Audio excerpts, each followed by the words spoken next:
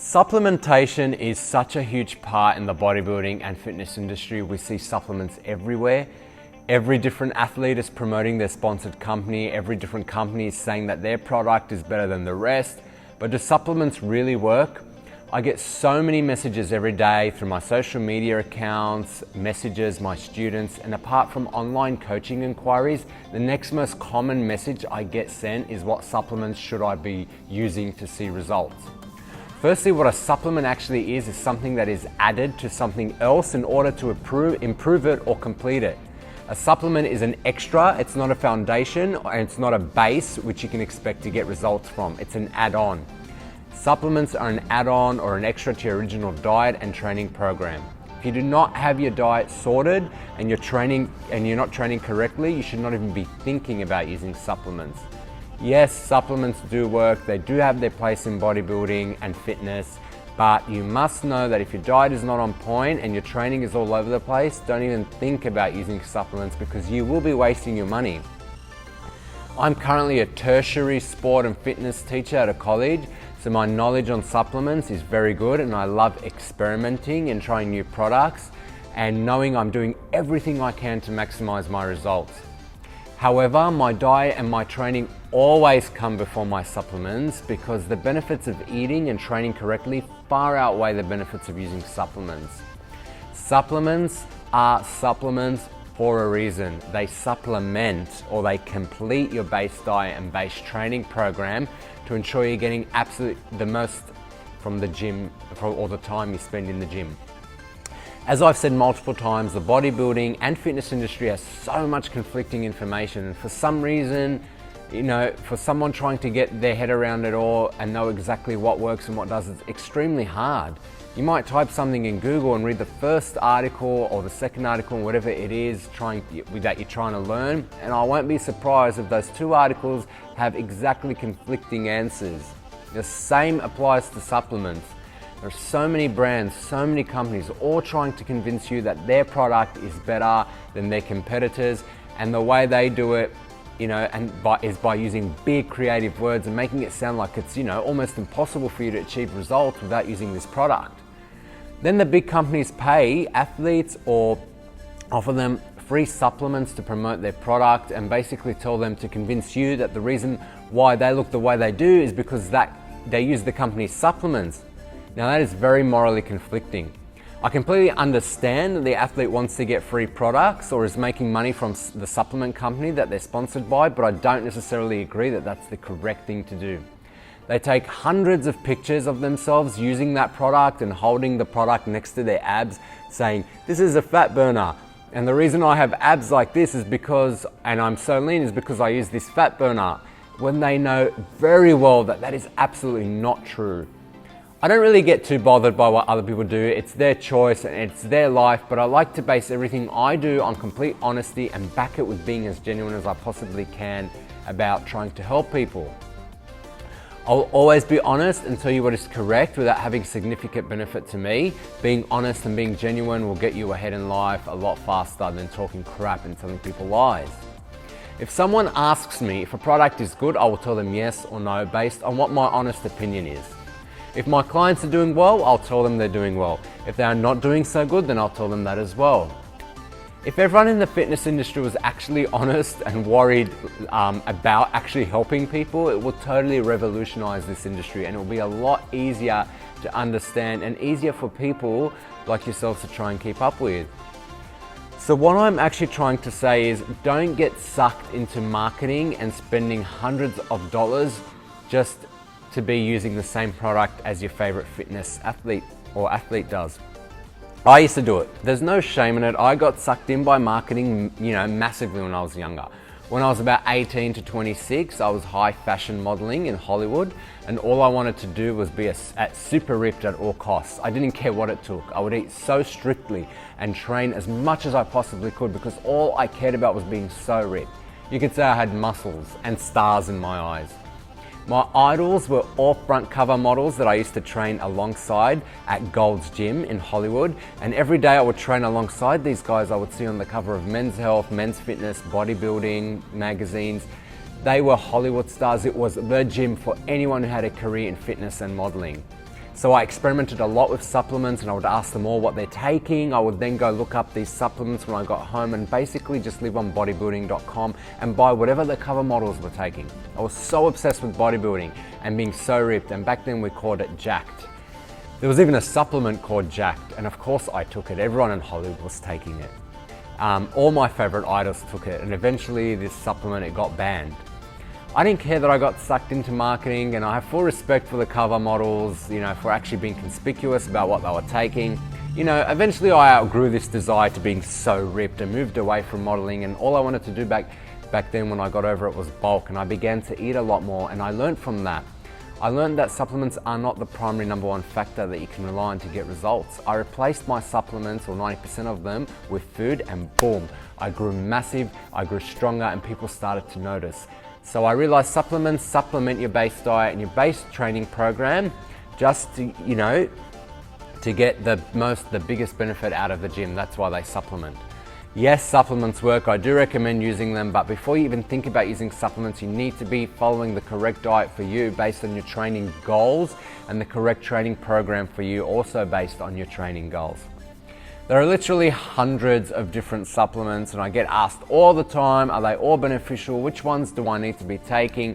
Which ones are more important than the other, and so on.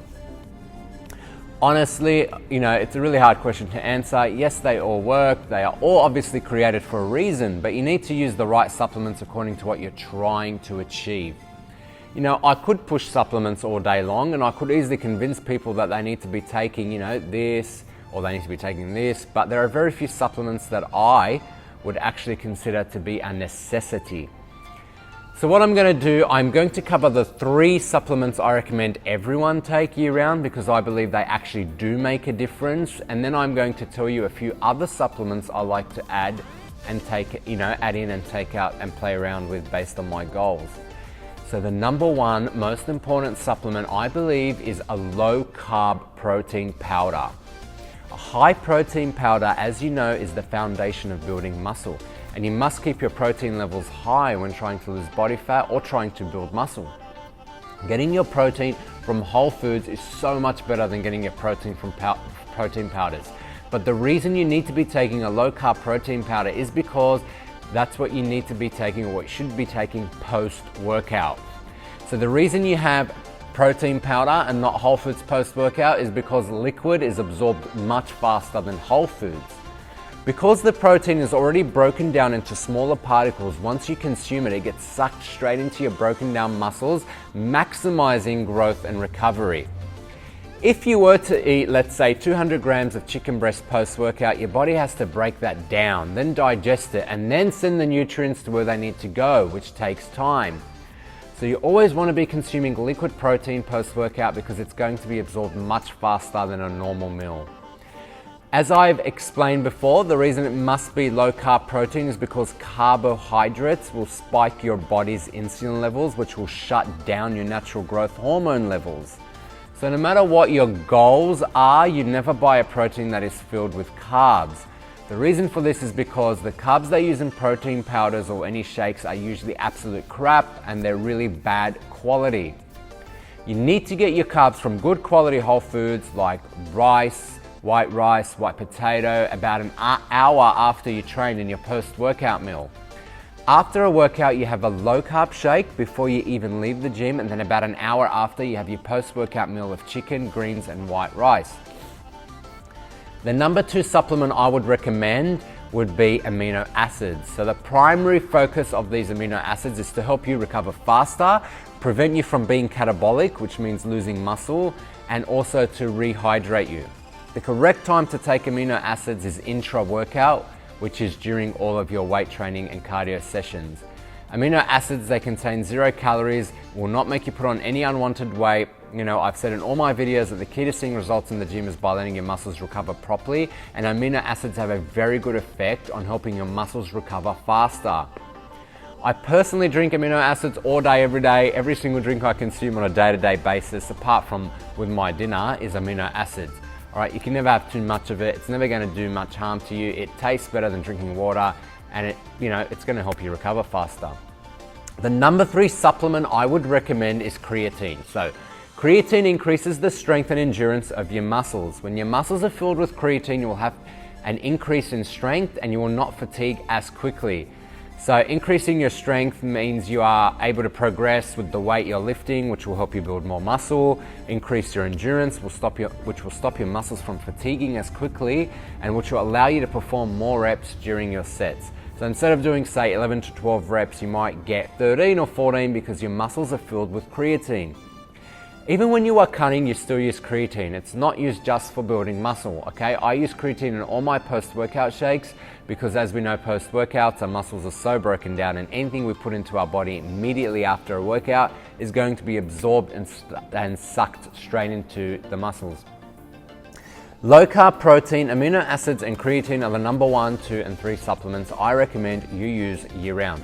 I do not come off any of them. They are not bad for you. Protein, creatine, and amino acids are all found in whole foods, but we also use them as a supplement because that's what supplements are for. So if you're not getting enough protein, creatine, or amino acids from your food, you top your body up through the form of supplements, making sure your body is getting everything it needs to see visual progress as fast as possible. That is how you use supplements correctly. As you can see from this example, if you're not eating properly and you're relying heavily on supplements to get you the results, it's not going to happen. Because you get everything first you possibly can from whole foods, and then you use supplements as an extra just to ensure you're getting enough or even more of what you need, so you're getting the full benefit from your training. I honestly believe that the diet and training is about 95 to 97% of your results, and supplements make about 3 to 5% difference when using them correctly. Based on those numbers, you can see supplements play a very small part in the results we see in the gym. Okay, but like I keep saying, I like to know I'm getting the absolute maximum from the effort I'm putting in the gym, and so supplements do really ensure that that is happening and you're getting that additional 3 to 5%. So protein, creatine, and amino acids are our 3 staple supplements, and anything you use on top of that is extra, not necessary. I like to use fat burners when cutting. I use pump up products for photo shoots, like I put extra L-glutamine in every shake I have.